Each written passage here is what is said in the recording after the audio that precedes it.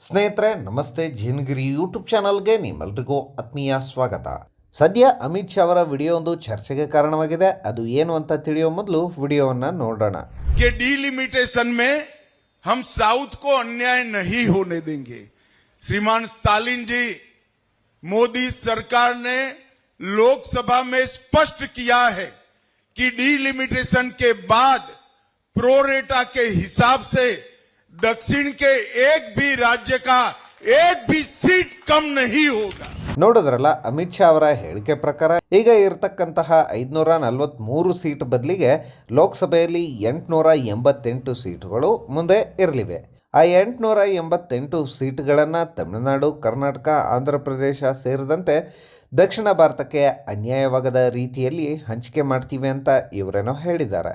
888 ಸೀಟಲ್ಲಿ ನಮಗೆ ಸಮಸ್ಯೆ ಇರತಕ್ಕಂತಹದ್ದು ಉತ್ತರ ಭಾರತದ ಸೀಟು ಹಂಚಿಕೆ ವಿಚಾರವಾಗಿ. ಯಾಕಂದರೆ ನಾವು ಕ್ಷೇತ್ರ ಪುನರ್ವಿಂಗಡಣೆ ಮಾಡ್ತೀವಿ ಅಂತ ಏನೋ ಹೇಳಿದ್ರು, ಆದರೆ ಯಾವ ಅನುಪಾತದಲ್ಲಿ ಮಾಡ್ತಾರೆ ಅನ್ನೋದು ಸ್ಪಷ್ಟಪಡಿಸಿಲ್ಲ. ಈಗಾಗಲೇ ಉತ್ತರ ಭಾರತದಲ್ಲಿ ಅಂದಾಜು 25ರಿಂದ 27 ಲಕ್ಷದ ಮತದಾರನಿಗೆ ಒಬ್ಬ ಸಂಸದ ಪ್ರತಿನಿಧಿಸ್ತಾನೆ.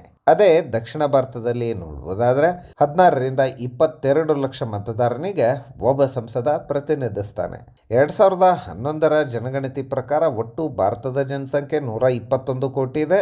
2023ರ ಅಂದಾಜಿನ ಪ್ರಕಾರ ಭಾರತದ ಜನಸಂಖ್ಯೆ 140 ಕೋಟಿಯಾಗಿದೆ ಎಂದು ಭಾವಿಸಿ ಕ್ಷೇತ್ರ ಮರುವಿಂಗಡಣೆ ಮಾಡಿದರೆ ಈಗಿರುವ ಉತ್ತರ ಪ್ರದೇಶದ ಸೀಟುಗಳು 80 ಇದ್ದರೆ ಪುನರ್ವಿಂಗಡಣೆ ಆದಮೇಲೆ 152 ಆಗುತ್ತೆ. ಬಿಹಾರ 40 ಇರುವ ಸೀಟು 76 ಆಗುತ್ತೆ. ಮಹಾರಾಷ್ಟ್ರ 48 ಇರುವ ಸೀಟು 82ಕ್ಕೆ ಏರಿಕೆ ಆಗುತ್ತೆ.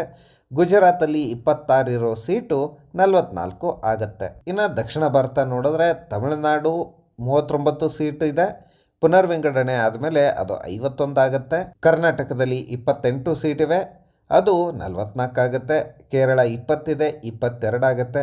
ಒಟ್ಟಾರೆಯಾಗಿ 156 ಸೀಟುಗಳು ಇಡೀ ದಕ್ಷಿಣ ಭಾರತ ಸೇರಿಸಿ ಆಗುತ್ತೆ. ಇಡೀ ದಕ್ಷಿಣ ಭಾರತದಷ್ಟು ಸೀಟು ಕೇವಲ UP ಅಂತಹ ಒಂದು ರಾಜ್ಯ ಪ್ರತಿನಿಧಿಸುವುದಾದರೆ ಕೇಂದ್ರ ಸರ್ಕಾರ ದಕ್ಷಿಣ ಭಾರತದ ಮಾತಾದರೂ ಹೇಗೆ ಕೇಳಿಸ್ಕೊಳ್ಳುತ್ತೆ ಹೇಳಿ? ಉತ್ತರ ಭಾರತದವರು ಏನು ಮಾಡಿದ್ರು ಕೂಡ ನಡೆಯುತ್ತೆ, ರಿಯಾಯಿತಿಗಳು ಸಿಗ್ತಾ ಹೋಗುತ್ತೆ. ಉತ್ತರ ಪ್ರದೇಶ ಜನಸಂಖ್ಯೆ ವಿಚಾರದಲ್ಲಿ ಏನು ಮಾಡಿದ್ರೂ ನಡೆಯುತ್ತೆ. ಬಿಹಾರ್, ಮಧ್ಯಪ್ರದೇಶ್, ಗುಜರಾತ್, ರಾಜಸ್ಥಾನಲ್ಲಿ ಏನು ಮಾಡಿದ್ರೂ ಅವರಿಗೆ ದಕ್ಷಿಣಕ್ಕಿಂತ ಹೆಚ್ಚಾಗಿಯೇ ತೆರಿಗೆ ಪಾಲು ಕೂಡ ಹೋಗುತ್ತೆ. ಈವರೆಗೂ ದಕ್ಷಿಣ ಭಾರತದ ತೆರಿಗೆಯನ್ನು ತೆಗೆದುಕೊಂಡು ಹೋಗಿ ಉತ್ತರ ಭಾರತಕ್ಕೆ ಸುರಿದರೂ ಕೂಡ ಅಲ್ಲಿ ಏನಾದರೂ ಬದಲಾವಣೆ ಆಯಿತಾ? ದಕ್ಷಿಣ ಭಾರತದವರು ಅಂದರೆ ನಮ್ಮ ಕರ್ನಾಟಕದವರು, ಕೇರಳ, ತಮಿಳುನಾಡು, ಆಂಧ್ರ, ತೆಲಂಗಾಣ ಸೇರಿ ಇತರ ರಾಜ್ಯದವರು ಇದುವರೆಗೂ ಕೂಡ ದೇಶಕ್ಕೆ ಬೇಕಾದಂತಹ ತನ್ನ ಕರ್ತವ್ಯಗಳನ್ನು ನೀಟಾಗಿ ನಿಭಾಯಿಸಿಕೊಂಡು ಬಂದಿದ್ದಾರೆ. ಅದು ಟ್ಯಾಕ್ಸ್ ಕಟ್ಟೋದಾಗಿರಬಹುದು, ಜನಸಂಖ್ಯೆ ನಿಯಂತ್ರಣ ಮಾಡೋದಾಗಿರಬಹುದು, GDPಯಲ್ಲಿ ದಕ್ಷಿಣ ಭಾರತದ ಕೊಡುಗೆನೇ ಆಗಿರಬಹುದು. ಒಟ್ಟಾರೆಯಾಗಿ ಭಾರತವನ್ನು ಒಂದಾಗಿ ನೋಡಿದ್ರೆ ದಕ್ಷಿಣ ಭಾರತದ ಕೊಡುಗೆ ಹೆಚ್ಚಿದೆ.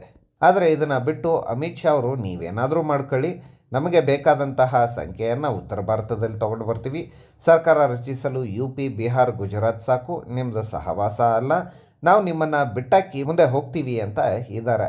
ಮಾನ್ಯ ಅಮಿತ್ ಶಾ ಅವರೇ, ಉತ್ತರ ಭಾರತ ಅಷ್ಟೇ ಭಾರತ ಅಲ್ಲ, ದಕ್ಷಿಣ ಭಾರತವೂ ಕೂಡ ಈ ಭಾರತದ ಒಂದು ಪ್ರಮುಖ ಅಂಗ. ಅಲ್ಲಿಯ ಧ್ವನಿಯನ್ನು ನೀವು ಕೇಳಿಸಿಕೊಳ್ಳಲೇಬೇಕಾಗತ್ತೆ. ಡಿಲಿಮಿಟೇಷನ್ ವಿಷಯವನ್ನು ಸದ್ಯಕ್ಕೆ ಕೇಂದ್ರ ಸರ್ಕಾರ ಕೈ ಬಿಡುವುದು ಒಳ್ಳೆಯದು. ವಿಶ್ವಗುರು, ಅಖಂಡ ಭಾರತ ಅಂತೆಲ್ಲ ಮಾತಾಡುವಂಥವರು ಭಾರತವನ್ನು ಒಟ್ಟಾಗಿ ತಗೊಂಡು ಹೋಗ್ತಕ್ಕಂಥ ಕೆಲಸ ಮಾಡಬೇಕೇ ಹೊರತು ಈ ತರಹ ದೇಶ ವಿಭಜನೆಯ ಕೂಗು ಕೇಳುವ ಹಾಗೆ ಮಾಡುವುದಲ್ಲ. ಜನಗಿರಿ ಇದು ನಿಮ್ಮ ದನಿ.